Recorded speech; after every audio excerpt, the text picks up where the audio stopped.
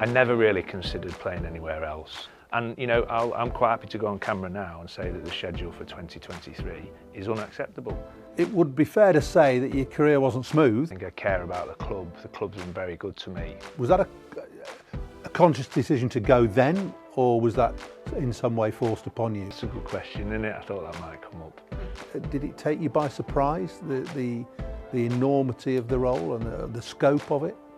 You feel like you can put your points across and it never gets listened to, and who are the chief decision makers around how we try and move forward. Do you get frustrated the fact that your job here is to promote Lancashire cricket in spite of the ECB demands on you? I think one of the things I battled my whole career was belief, really. Welcome along to our studio high up in the Player and Media Centre at Emirates Old Trafford for another edition of Beyond the Boundary.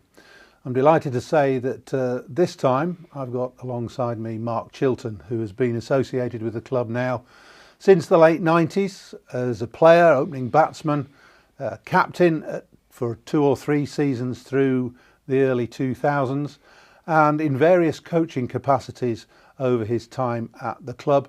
And he's now Director of Cricket Performance. Welcome along, Mark. It's good to have you along. Thanks, Paul. You were born in Sheffield. I didn't realise that. You keep that one quiet. But your formative years were spent no more than 5 miles away down the road at Sale. That's right. Yeah. Not my choice to be born over there, but yeah, Mum and Dad was working over there at the time, so. And came to Sale when I was 1, which is just down the road, as you say. So I was never been a million miles away from this place, and I suppose it all started at quite an early age, just down the road on the streets of Sale. So closely tied to Emirates Old Trafford, or Old Trafford as it was in those days. You were educated at Manchester Grammar, and that probably formed the earliest link with Lancashire Cricket Club at that time. Yeah, that's right. I mean, you may or may not know that Manchester Grammar was part of the old Lancashire boundary. Well, this is always my understanding of it. And that gave us a route into Lancashire cricket. So as much as Sale is a Cheshire postcode, and I did represent Cheshire at a couple of year groups because it went out of the school system.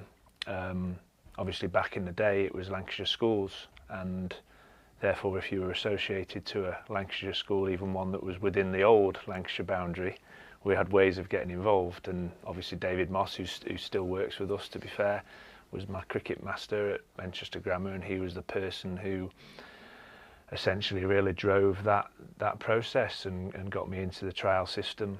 I remember going to Bolton School for the trial for under 13s, I think it was, so quite quickly after I'd started at Manchester Grammar, and got into that team many years ago. You got into that age group system then. Who were your contemporaries? Yeah, so well, interestingly, I'm the same year in age as Phil Neville, so at that age group Phil was already pretty well established. There'd been a Lancashire Schools under 11s team which I hadn't been part of. So Phil was comfortably the best player, and I ended up opening the batting with him during that season. Andrew Flintoff came on the scene quite quickly, really. He was involved at Lancashire under 11s as well, so he obviously was a very promising young player as well, and he would play a year up. So he was in that team a little bit as well. It was interesting. I mean, Phil was an excellent cricketer. Would he have made it, do you think? Well, on the evidence, we'll get us that. On the evidence we had, comfortably, really. I mean, he was sort of streets ahead of a lot of us at that age, really. Physically he was quite well developed, and he was strong and he was quick. I think he carried on playing for a couple of years, didn't he? But even by the time he finished at 15s, he was still a very, very good player. So he was outscoring me on a regular basis, and I suppose I was doing all right. He bowled quite quick at that age as well. I mean, I know he didn't. I don't know whether he'd have developed into an effective seamer, but he certainly had real potential with the bat. Yeah. From a personal point of view, then, being fortunate enough and bright enough to go to Manchester Grammar, and to be good enough to represent Lancashire schools, there was a balance, presumably, between maintaining a sporting enthusiasm and your academic qualities and skills. Where did that sit? Were your parents very involved with that, making sure that you had a good grounding in education? Did that come from school as well? I never felt any pressure from any of that, really. I just think I had very supportive parents, regardless of what I wanted to do. I played a lot of football when I was a kid as well, and really up to the age of about 16, football would have been my number one sport. So, balancing football, cricket and academic in that day was fairly normal. Lots of people did it. Manchester Grammar was a fabulous place to do that, and you got such good quality teaching and great support around all of it that I never felt like I was picking and choosing. I never sacrificed any sport for my studies. You just learn probably from an early age that you had to be reasonably time efficient and make sure you didn't waste too much time. But I got so much pleasure out of playing sport that I never saw that as a chore. I never saw training for sport as a chore. And you just try and do as well as you can at your academic stuff as you go along, really. So I just had a lot of people who were very supportive of that process. And I mean, David to this day was he was instrumental in helping that support sort of happen through those years, really. It's good balanced grounding then. You took the university route out of school. Was there ever a thought that you were good enough or could come straight to Lancashire from school?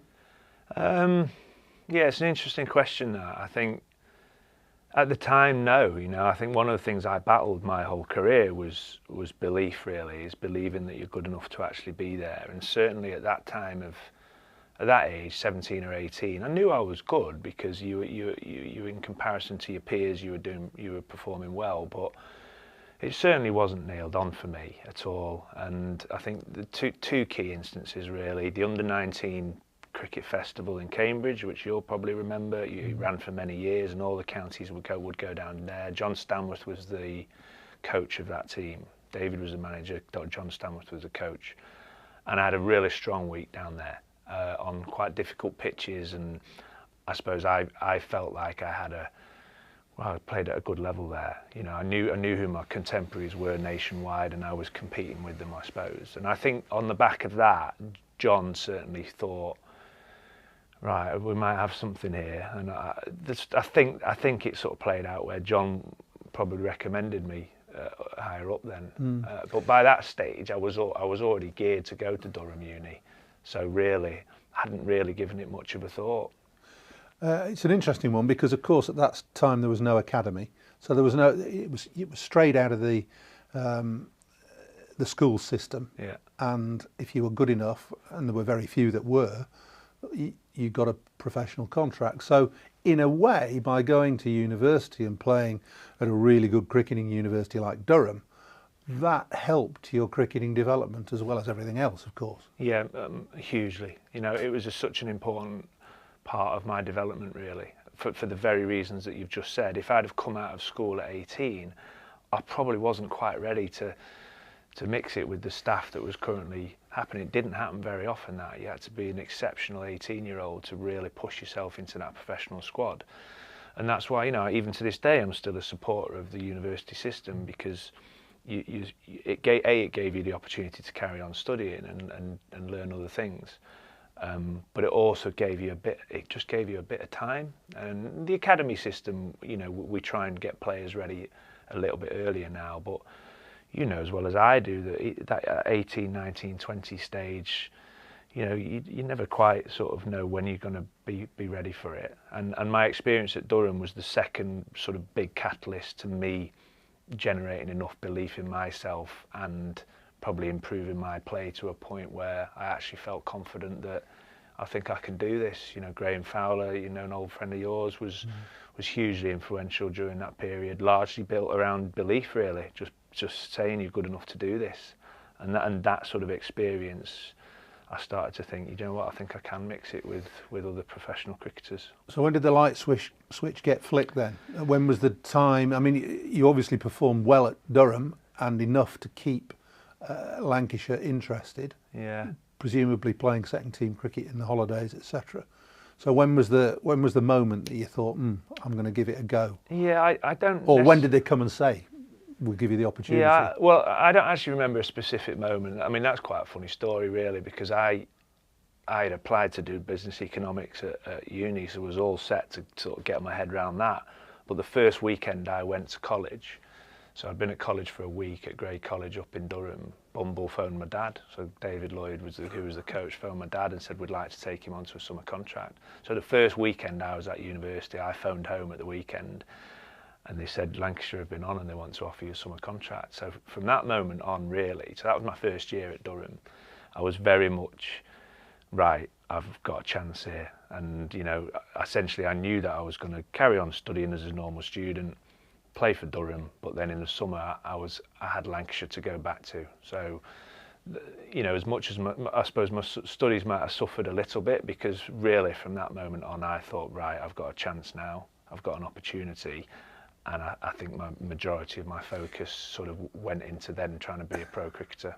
Well, if it's anything like me, and I was similarly at Durham, it's about the best time of your life, isn't it?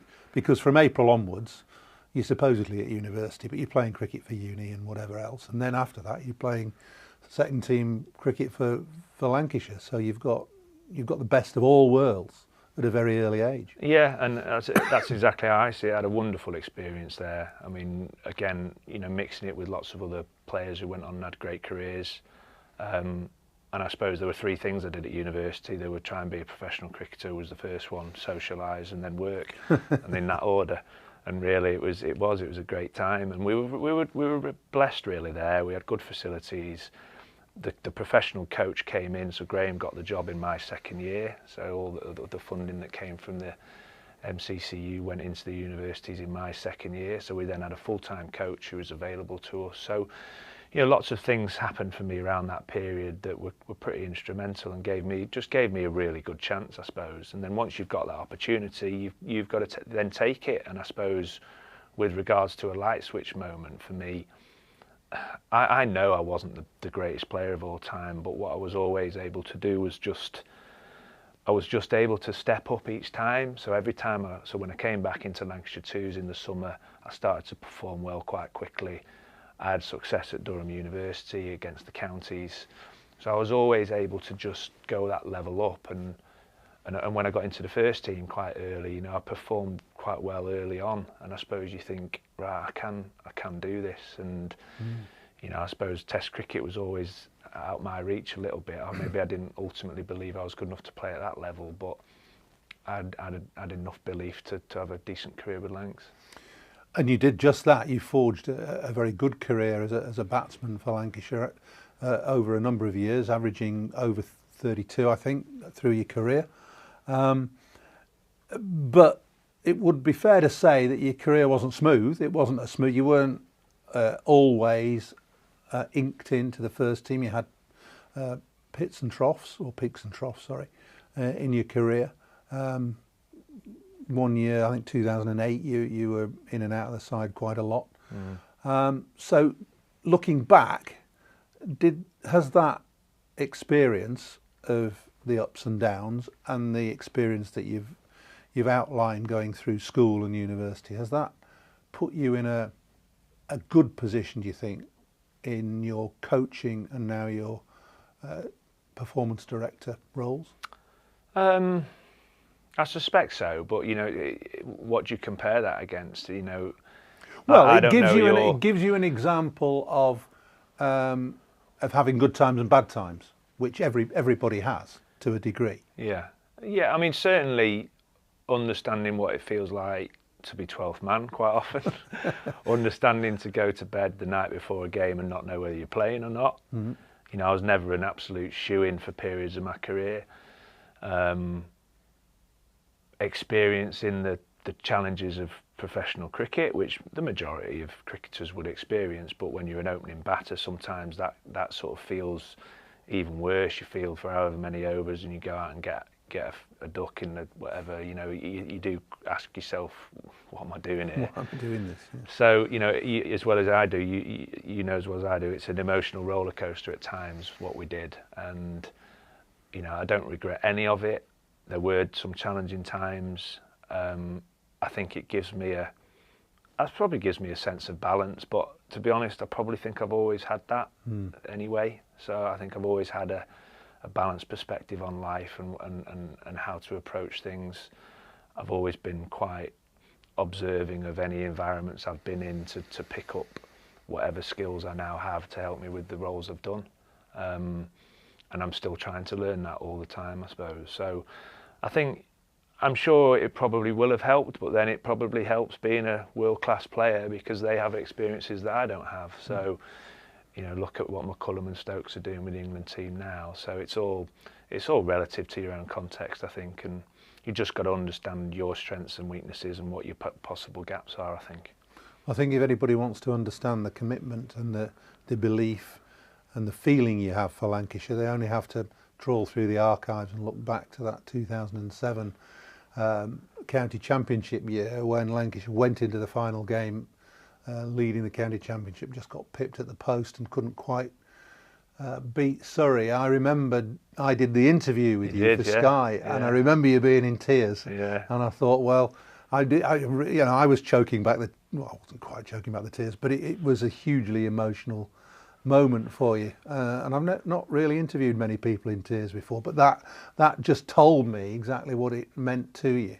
Yeah, and I suppose when you're in charge and you're the captain, you're also carrying it for the team as well, and everyone who was associated with the club at the time, all the members and everybody. It was Lancashire winning the championship was something that we just hadn't done for years and years and years. So you felt that responsibility, and I suppose. Yeah, I mean, I think the thing I'm most proud of, Paul, above everything is, and this was the one, my dad was an average cricketer, but the one thing he used to say was you just got to do your best and you never know when you're beaten, basically, so you just got to give your all. And the one thing I can sit here and comfortably say is that every time I walked onto the field, whether I was fielding or batting, I tried my best, and I'm very comfortable with that. And really, I suppose it does sometimes that manifests itself in those moments. I'm not a massively emotional person, but that I genuinely thought we were going to do it that day. I think that's what I found that interview very difficult, because for 90% of the day I thought we're going to do this, and then it was just taken away from us at the end. But that drive, that ambition, that emotion, you carry that through, I think, in your roles now that I've seen when you've been coaching and you were performance manager and now director of cricket performance. I think it'd be fair to say you carry that philosophy with you. Yeah, and I think I care at the end of the day. I think I care about the club. The club's been very good to me since I was 13 years old. From the moment I've started playing for the club. I've got such joy and reward out of being involved with Lancashire cricket that it's almost it's a non-negotiable for me to just have that attitude towards the club and the team. And I think when you're really invested in it, you just want to see everyone involved in it and get the rewards for a lot of the hard work. I think that's an element of it as well, really, is you see, take now for example, you see the effort that goes in behind the scenes that a lot of people don't see, from either the coaches or even the players when they're not on the pitch, and everyone who's involved around it, all the people at the club who work hard to provide as much support and resource for us as possible. And that's why last year was a bit crushing, really, because all you want to do is get over the line and win, because that it just brings so many people a lot of satisfaction, and a lot of people, in my view, they deserve that feeling and success. So you finished your career on a team high after the 2011 county championship win, and was that a conscious decision to go then, or was that in some way forced upon you? Was it the county that didn't re-engage you, or was it a conscious decision? I'd probably made that decision a few weeks out, so there was probably a glimmer of hope that maybe either I would get offered new terms or I never really considered playing anywhere else. I think that was. I remember walking off at Aigburth against Warwickshire, and Dad used to work down in the docks at Runcorn, and he used to come to Aigburth a bit. And I remember speaking to him after that game. I hadn't had a great game, and I just sort of said, "I'm done." I think I can remember it now, and that was about 6 weeks to go. And I remember sitting with Lee Richardson, our performance psychologist, who was desperately trying to look at the positives of where I was at, and I just said, "Look, there's nothing you can say now." And I think in my head now, I've been through that roller coaster, and it was quite important for me that it might have been a few weeks. It'd be interesting to see what the date was, because at that point, I just then decided that the club and the team was onto something a bit bigger than me. And at the back end of your career, that's quite difficult to do as a player, because you want your career to carry on as long as possible. You're earning money, you've got a family to look after. But I remember sort of finding a bit of peace with that in a way, and just going, right, all that matters now is that I can give what I can give to the cause, and because I'd much rather just, if we can finish on that high, then I'll be able to walk away pretty comfortable or very happy from it all. And that's essentially, so I'd sort of got over it with about 2 months to go, I think. Okay. Yeah. So. You were well educated, obviously. You got a degree at Durham, you'd been to Manchester Grammar School. At what point did you start thinking about what am I going to do next? Was it always going to be coaching? Because you're a level 4 qualified coach now. Yeah. I'm not sure you were at the end of your career. Yeah. Your playing career. That's right, yeah. Was it always going to be coach? No, not really. No, I suppose I'd tried a few things. I'd always had a bit of an eye on other things. I worked in a bank for 6 months, and certainly I was able to scratch that one off. I didn't fancy doing that for the next 20 years. So Morsey was quite a big influence. Pete was quite a big influence. I suppose when Pete came, I really saw. I know I'd talked about there have been influences throughout my career, and Graham was one of them at Durham. But I suppose Pete was someone who I really saw the value in real expert elite coaching. He took it to a different level. I mean, I remember when he came here, I was on the interview panel, and he just blew us all away in interview. It was just a completely different approach.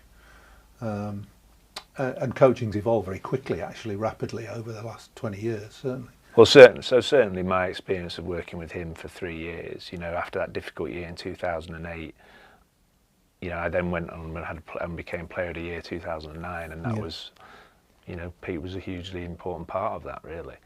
So I suppose I really started to think and believe in the power of good elite coaching and what difference it could make. And obviously, but opportunities were becoming, I suppose, more available within the professional game. So ultimately, that's where I ended up going. Yeah, I ended up going down, doing my qualifications, but having some time out as well at Manchester Grammar, which was also a really useful period for me. But I sense there are steps in the Mark Chilton progression here. That it isn't purely cricket, because you didn't go from school to cricket. You went to university, you got a degree, you played cricket, but you did other things. You then got a level 4 coaching qualification, but that wasn't enough. You went and did a master's in sports directorship, I think. So there's always been something behind the progression. It might be sport orientated, but it's not just purely cricket. Would that be right? Yeah, it probably would be right, yeah. And part of that is just an appetite to learn and improve, really, I suppose. Certainly the Masters, again, was an opportunity to have thought, right, this looks quite interesting. And as much as I was enjoying the coaching and the practical side of coaching, I suppose I did look at myself and think, what strengths have I got? And, management and managing people and leadership to a degree was something that I was interested in learning more about. So again, that was the people you meet through that process, and I suppose you're right in some way that there was always part of me that I wasn't necessarily just sticking my flag to the mast of being a batting coach, and as much as I enjoy the practical side of coaching, I suppose there were other interests that I wanted to explore. I mean, what I've never done, Paul, which is, you know, goes against the grain a lot of the time, is I've never really set goals for myself. So I don't sit here. I certainly didn't sit in 5 years ago and say I wanted your job. You know, it's not how I viewed it. It wasn't a case, and I've never done that. I didn't do it with my cricket, and I don't do it now. I don't sit here now thinking what next. I'm more about just learning through the experience of what I'm doing, and seeing what opportunities might happen. And really, you know, through your support, I got the chance to do a performance director role, which led me just branched me off batting coaching, and I started to have to think about structures and systems, and then I was lucky enough to get your role, which has opened a whole world of new challenges and learning experiences. And I suppose in some ways I find that quite what's the word I'm looking for? Stimulating, I suppose. I find that quite mentally stimulating, that I'm learning all the time, whether it's HR, whether it's jobs, whether it's contracts, budgets. You know, you're quite right that I don't necessarily see myself just a single point of skill set. I'm quite willing to sort of experience different things. I think it's a good job that you don't plough a single furrow, especially in the role that you're in now, because let's talk a little bit about that now. It's essentially director of cricket in all but name, director of cricket performance, and that is a relatively modern role within the game. All these roles have suddenly appeared: head coach, different types of coaching, specialist coaching. They were never around 20, 30 years ago, nor was a director of cricket. So director of cricket performance, you obviously went into that role knowing the broad brushstrokes of the job. But I would think that within 2 or 3 weeks of taking on the role, you'd be thinking, this is interesting, not quite what I envisaged. Did it take you by surprise, the enormity of the role and the scope of it? I suppose in some ways, yeah, it probably did. I mean, I try not to have too many judgments about anything, really. It's not how I'm very much a here and now person, but I suppose, you know, reflecting on it now, absolutely, there are elements of the job which you'll be well aware that you think, oh crikey, I didn't. But then, you know, I don't know why I didn't think that, because ultimately, when you're leading on a department, ultimately everything comes up to you. You know, you're in charge of a group of people, a number of people across different areas, and therefore, you know, it's going to throw up lots of different challenges. And in some ways, you know, you've done the role. You're a CEO of the cricket department. That's what you are. You know, we've obviously got a CEO of the business, and I sit on the executive of the club, but in the cricket department, it all ultimately funnels up to myself, and therefore you are operating and you're leading on that area. So all sorts comes your way, and you know, I suppose one thing I'm still wrestling with is just finding enough time to really drill down at the performance side of the cricket. But ultimately, we've got a very experienced, knowledgeable head coach who's able to. I'm able to offload that, ultimately a lot of that responsibility onto. But I would like to be able to step away sometimes to do a bit more of that strategic thinking around, right, how can we keep driving the performance side of what we do better? Which, you know, at the minute I just need to find a bit more time to do that. There's a lot of talk in all sports about improvement through small margins and the minutiae of approach through coaching, psychology, performance, whatever you like to say. Have you had time in the last 12 months to have a look at that aspect of things and see which of the smaller aspects that may be very important but that need more attention to detail? Yes and no, I suppose, and where I come to with a lot of that is that this is still about people, what we do. So as much as there are data and there are 1%ers, you know, getting the best out of the people that you've got is really important for me, I think, and to really think about, have we got the right people in the right roles? Do people know exactly what is expected of them? have they got the support and resource that they need to do their jobs as well as they can? Essentially, I think that's a fundamental part of this role, is looking at the people we've got involved and ensuring that that is working as efficiently and effectively as it can, because more often than not, that's pretty hard to do. And that in itself is a core part of this job, is getting the team you've got working as effectively and efficiently, because they'll find the 1%ers. I think if you give them some accountability and responsibility, and you give them the support and you give them some clarity, they'll be the people who will find the 1, 2, 3%ers. It won't just all be on me. It'll be on all of us to say, right, let's look at what we're doing. And you only get to that point by being able to manage that group of people effectively. That's essentially how I see it. Yes, there'll be things out there that, even talking to Glenn this morning, I had a meeting with Glenn this morning. His experience in Abu Dhabi in the last 2-3 weeks has just created new conversations for us to have. And that's really what you're looking for all the time, is to just tap into people's knowledge. And we've got so many great staff here, which we're blessed with some brilliant staff across the cricket department and across the science and medical team, across the grounds team. And for me, it's almost trying to get the best out of that. And that's where you'll get your extra 1, 2, 5%, as much as my learning away from here. So.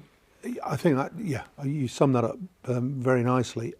Do you get frustrated, or have you come to terms with the fact that your job here at Lancashire is to promote Lancashire cricket and to try and achieve the best you can for Lancashire cricket, but you are doing it in spite of the ECB demands on you in terms of players?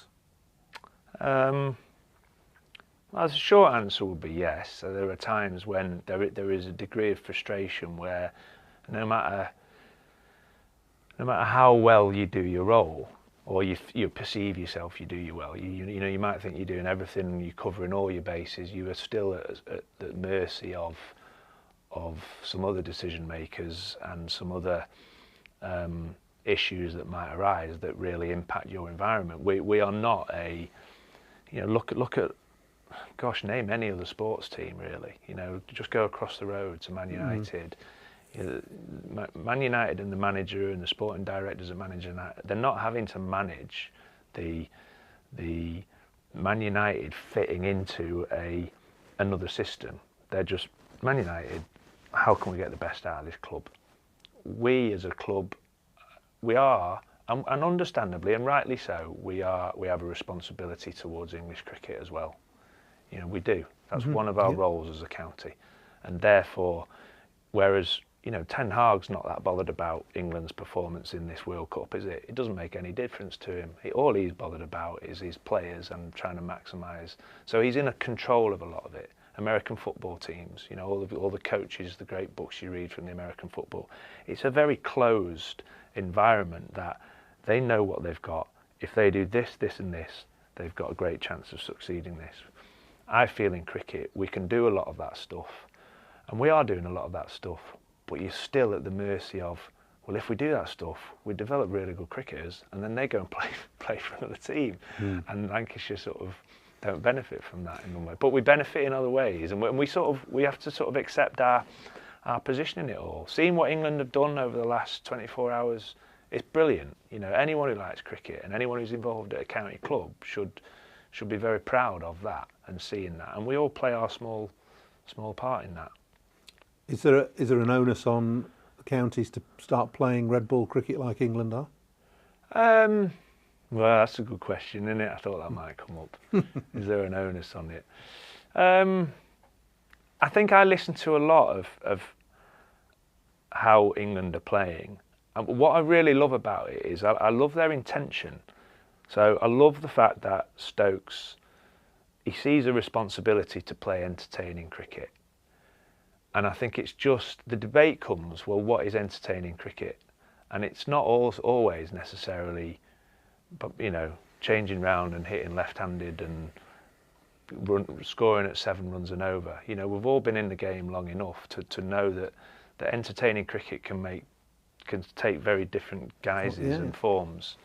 But I think that should be our intention. I think, red ball cricket for me is the purest form of the game. It would be a travesty if that diminishes. So therefore, we all have a responsibility to make the red ball game appealing. And I agree with Stokes that really he's prepared to risk losing to ensure that the game, to give himself the best chance of winning, but also to try and create a product that is exciting for people to watch. And lots of people would have tuned into yesterday's game, and if it had been a boring draw, lots of people wouldn't.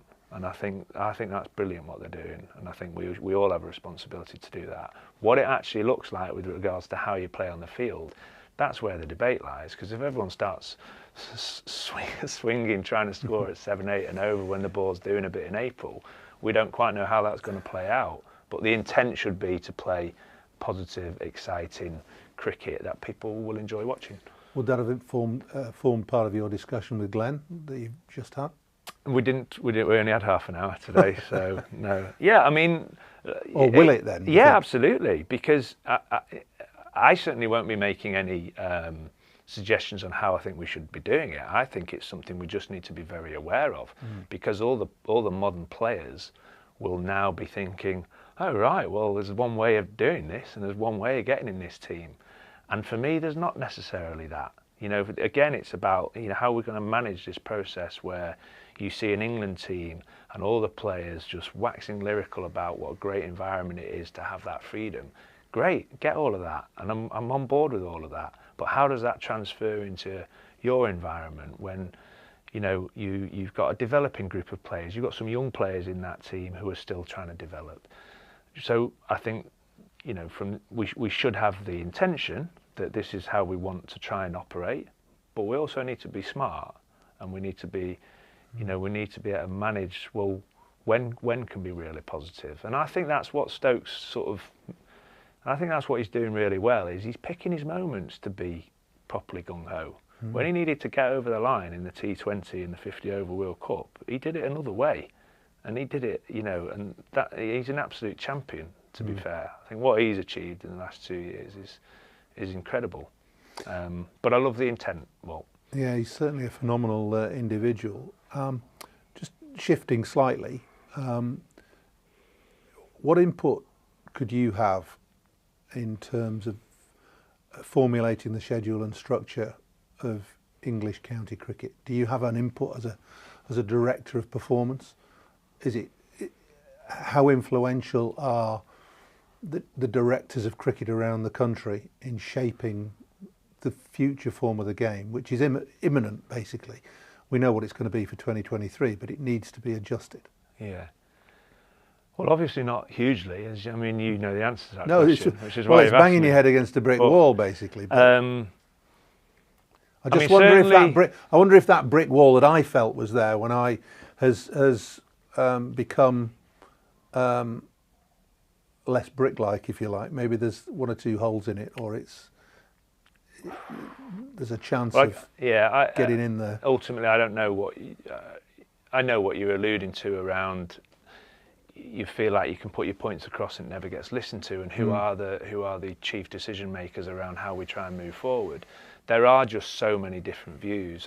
I've very much got the support of the club. So the club have looked at me to drive our decisions around the schedule. I don't think every club is doing that, for one. I think, really it should, in my view, it should be a directors of cricket debate, really, to try and find the appropriate schedule for high performance. Obviously acknowledging that chief execs and chairmen have an important part of in that debate. But the fact that we didn't get the HPR even closely, we didn't even get it close to getting supported, is sort of an indication that actually are the cricket people the key drivers behind the decision making? Possibly not. And I'm quite happy to go on camera now and say that the schedule for 2023 is unacceptable. It is. So we haven't been able to get the HPR through. There's been no change to 2023. There are elements of it that are improved. But if you look at our schedule through May and through into June, no high performing team can operate at 100% all through that period. If you're really talking about raising standards and really trying to drive drive high performance through that environment. It's not going to happen. There's no time. So there's no time to reflect and review and prepare. So it just depends where the compromise is. And I hope that there'll be more discussions prior to April 23, because we need to know what we're playing for next season. That's been talked about, and that's important. And I'd just like to see some compromise, and I hope that cricket's voice is taken very seriously, as opposed to just making sure we have 18 successful businesses. Finally then, from a Lancashire perspective, are you happy where the cricket club is at the moment in terms of its age group performance levels, its academy, and its men's and women's professional setup? It's a bit of a long question, that, but in less than 100 words. Yeah, I mean, on the whole, yeah. I mean, I know we worked closely on it when you were in the role as well. So I think this has been, where we are now has been the build-up of 4, 5, 6 years' work. I think we've both recognised that there are key areas where we've made quite a significant difference and impact. I think coming second in every competition, as much as it's disappointing, that shows you're doing a lot of good things right. I think the women's game is that's growing all the time. I'm really excited by the new signings. I think that can be really healthy for a team sometimes, as much as we've got a lot of passion for developing our own cricketers. I think bringing people in from the outside at the appropriate time can just kickstart and really give a catalyst to an environment. So I'm quite keen to see how that progresses, and we'll always be expecting big things there. So on the whole, the short answer to that question is yeah, I'm very happy. As much as I think there are areas that we just got to keep working on, I think we're in pretty good shape. Mark, thanks very much. 1 year into your role, you've had a fundamental impact already. Long may that continue. Cheers, thank you.